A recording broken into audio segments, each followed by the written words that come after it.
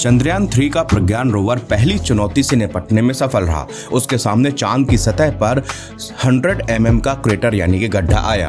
प्रज्ञान ने बड़ी सावधानी से उसे पार किया और इसरो कंट्रोल रूम में बैठे वैज्ञानिकों ने राहत की सांस ली।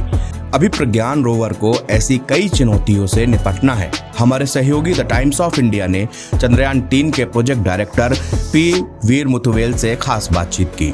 यह चांद पर लैंडर विक्रम की सटीक लैंडिंग और रोवर की तैनाती के बाद उनका पहला डिटेल इंटरव्यू है। वीर मुथुवेल ने टीओआई को बताया कि अभी तक साइंटिफिक एक्सपेरिमेंट से अच्छे नतीजों की उम्मीद का भरोसा बढ़ा है। उन्होंने कहा, इसरो के सैकड़ों सहयोगियों के अथक प्रयास के बिना इसमें कुछ भी संभव नहीं हो पाता, खास तौर से navigation, guidance and control, propulsion, sensors और सभी मेन फ्रेम सब सिस्टम्स के सहयोगियों के बिना। वीर मुथुवेल ने कहा कि प्रज्ञान के मूवमेंट पूरी तरह ऑटोमेटिक नहीं थे। उन्होंने कहा कि उनके सामने कई चुनौतियां हैं जिसमें हर टीम को ग्राउंड में काम करना पड़ता है।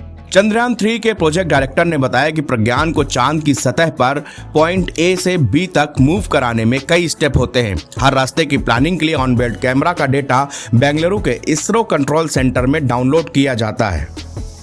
इस डेटा से डिजिटल एलिवेशन मॉडल यानी DEM बनाया जाता है। फिर ग्राउंड और मैकेनिज्म टीम तय करती है कि कौन सा रास्ता लेना है और रोवर को फॉलो करने के लिए कमांड देता है। उन्होंने बताया कि रोवर मूवमेंट की कुछ सीमाएं हैं। हर बार नेविगेशन कैमरा जो तस्वीर भेजता है उनमें अधिकतम 5 मीटर तक का ही DEM बनाया जा सकता है। इसका मतलब यह है जब भी रोवर को चलने का कमांड दिया जाता है तो वह अधिकतम 5 मीटर की दूरी ही तय कर सकता है। वीर मुथुवेल ने बताया कि रोवर के सामने तमाम बाधाओं आदि की चुनौतियां हैं। उन्होंने कहा, हम पहले क्रेटर को लेकर बहुत चिंतित थे, लेकिन उस बाधा को दूर कर लिया गया है।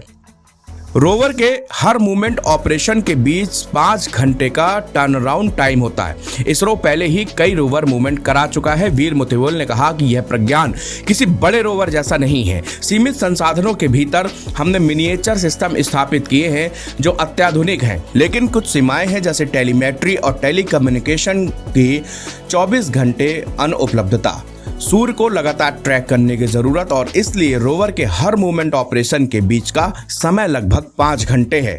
प्रोजेक्ट डायरेक्टर ने बताया, वहां सूरज स्थिर नहीं है। हर दिन 12 डिग्री का रोटेशन होता है, जिसे ध्यान में रखना जरूरी है क्योंकि लैंडर में 3 तरफ सोलर पैनल लगे हैं। रोवर में तैनाती योग्य सोलर पैनल हैं।